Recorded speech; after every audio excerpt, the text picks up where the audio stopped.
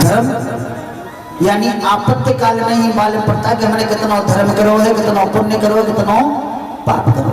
और वही धर्म हमको आपत्ति से बाहर निकाल देता है कि जो हम जाने अनजाने में करते हैं। मित्र और नारी, सच्चा मित्र कौन है मालूम है? सच्चा मित्र वही होता है कि जो मित्र की परेशानी में उसके साथ खड़ा होता है। सच्चा मित्र वही होता है कि जो मित्र की परेशानी में उसके साथ खड़ा होता है। और प्यारे, आज तुम्हारे पास धन दौलत की कमी नहीं है तो तुम्हें इस कलयुग में नए मित्र मिल जाएंगे, लेकिन जब हमारे पास बुरा वक्त आता है ना, बुरा वक्त आता है तो जो कहते हैं जी मेरो है जाके सिवाय में रह ना सकते, जाके बिना में जी ना सकते हैं, वही सबसे पहले छोड़ के आता है। धीरज, धर्म, मित्र और नारी सबसे बाद में आता है पत्नी का।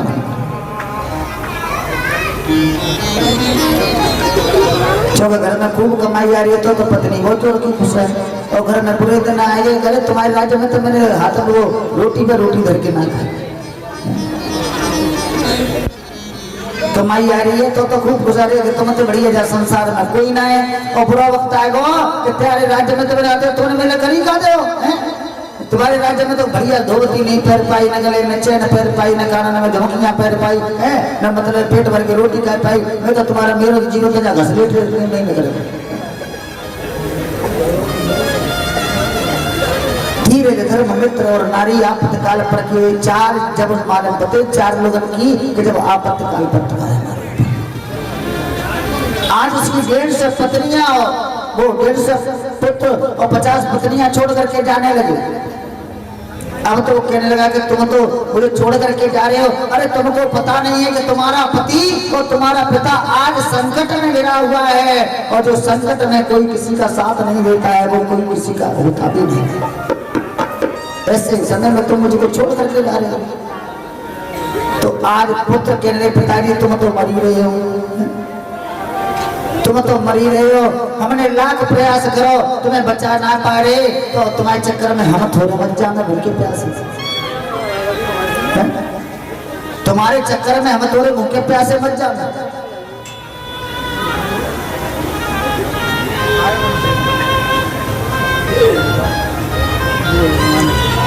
आज पुत्र तो चले गए, पत्नियां भी जाने लगी। तो आज वो गजेंद्र कहने लगे तुम तो मेरी धर्म पत्नी हो, तुम तो मेरी धर्म पत्नी हो, अगर पुत्र छोड़ करके चले गए तुम तो छोड़ करके मत जाओ। तो आज 50 पत्नियों ने भी सूंड में सूंड लगा करके खींचना प्रारंभ कर दिया, लेकिन खींचते खींचते काफी समय हो गया, वो भी थक गई तो वो भी छोड़ करके जाने लगी।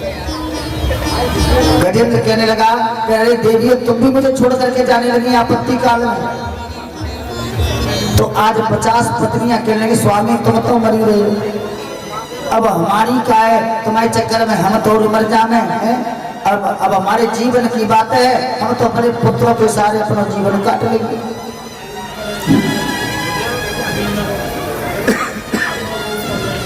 हम तो अपने पुत्रों के सहारे जीवन काट लेंगे। अब स्वामी तुम्हारा तो केवल भगवान ही रखवारो है। इतना कहने के बाद 50 पत्नियां भी चली गई। जब उसे संसार में कोई दिखाई नहीं दिया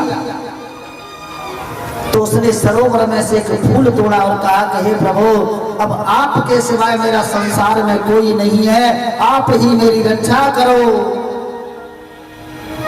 आप ही मेरी रक्षा करो। और जब मेरे भगवान के कानों तक आवाज गई तो भगवान ने आज गरुड़ से कहा कि गरुड़ जी जल्दी आओ, हमें गजेंद्र के प्राणों की रक्षा करनी है, हमें जल्दी चलना है। तो देखिए यहाँ गरुड़ जी को भी अहंकार हो गया, यानी गरुड़ को भी अहंकार हो गया। भगवान से कहने लगे कि प्रभु आप जब भी कहते हो तो कहते हो जल्दी आओ, आप जब भी कहते हो ना तो यही कहते हो जल्दी आओ। अरे आप नहीं जानते हो कि मुझको सजने संवरने में थोड़ा तो टाइम लगता है, पहले मैं तैयार होऊंगा तब मैं आऊंगा। भगवान ने मन में विचार किया कि आज गरुड़ को भी अहंकार हो गया। भगवान कहने लगे कि चलो चलेंगे बाद में, पहले तुम मेरे पास आओ, चलेंगे बाद में, पहले तुम मेरे पास आओ।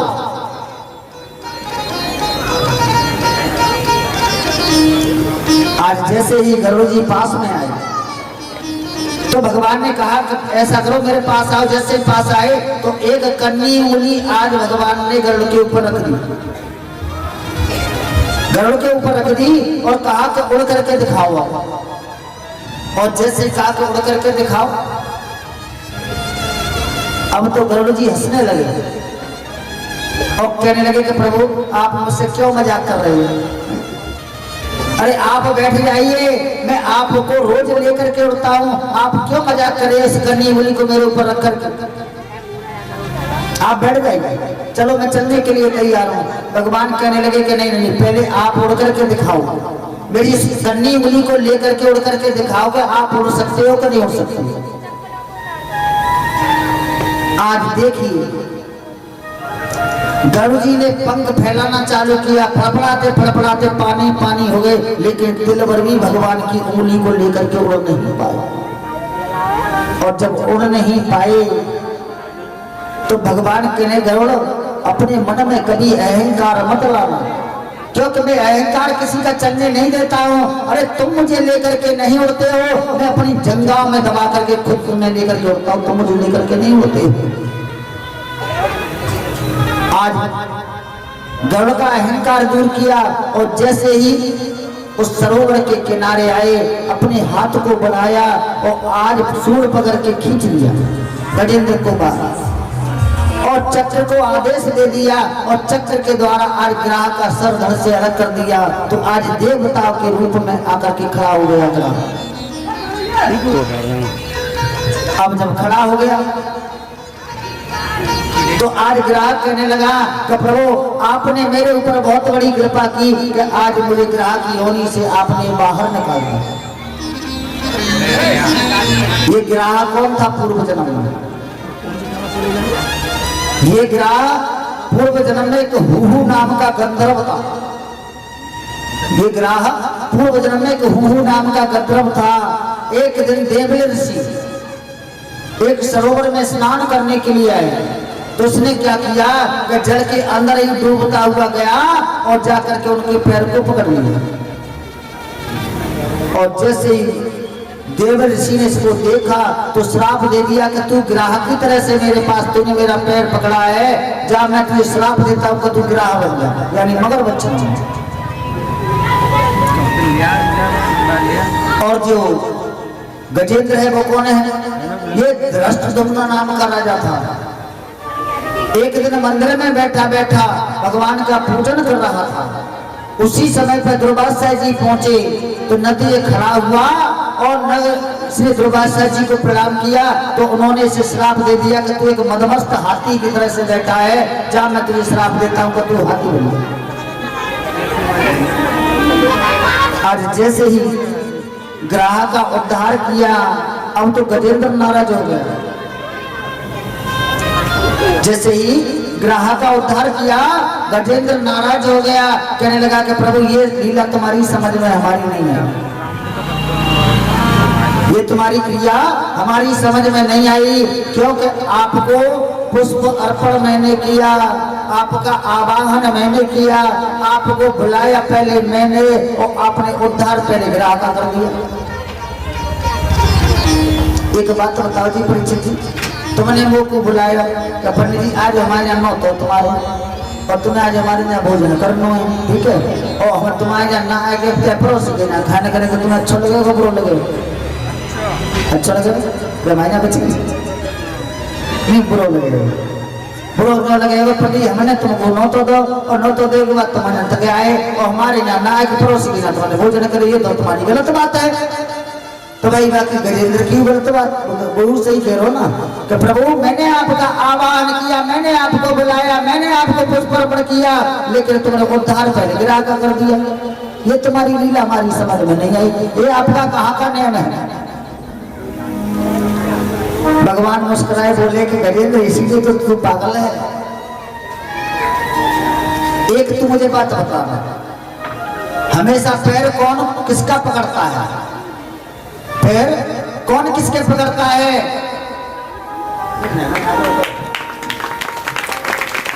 देखो पहले हमारे नैना ठाकुर लाए फूलन की माला, अब की लाए नोटन की माला, अगली बार शायद सोने की माला। ताली बजा दी बड़ी देख के। फिर सम्मान चलो डबल, क्या बात है। अरविंद के लिए और बजाओ बोलिए गोविंद भगवान प्रेम के बोलो जय श्री।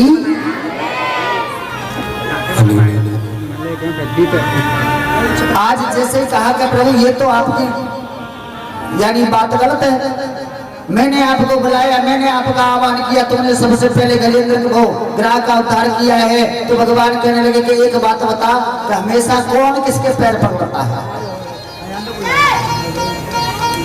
कौन किसके पैर पकड़ता है? तो गजेंद्र ने कहा कि हमेशा सेवक स्वामी के पैर पकड़ता है,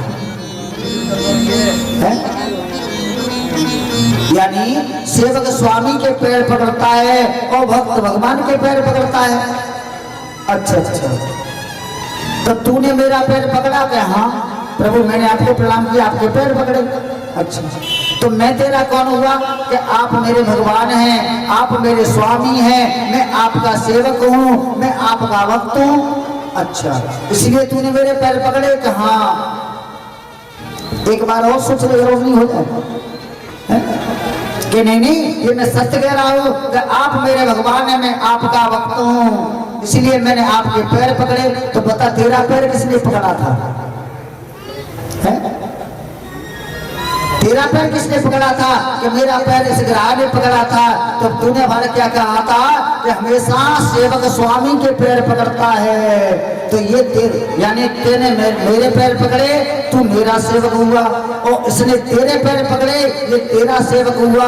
इसलिए मेरा नियम ये है कि मैं अपने भक्त की न सुन करके पहले भक्त का, जो भक्त होता है उसका उद्धार करता हूं, इसलिए मैंने इसका उद्धार किया। कहने का भाव ये कथा से सीखने के लिए हमें ये मिलता है कि अपने जीवन में चाहे कितना भी धन हो जाए, चाहे कितना भी संतान हो जाए, कितना भी कुछ हो जाए, लेकिन प्यारे कभी अहंकार मत करना, क्योंकि परमात्मा कभी किसी का अहंकार जन्म नहीं होता है। और जो भी अहंकार की गाड़ी में बैठता है, नाव में बैठता है, वो डूब जाता है। बोलिए गोविंद भगवान की मेरे बात को हरि लाल कि मेरे यार सावरे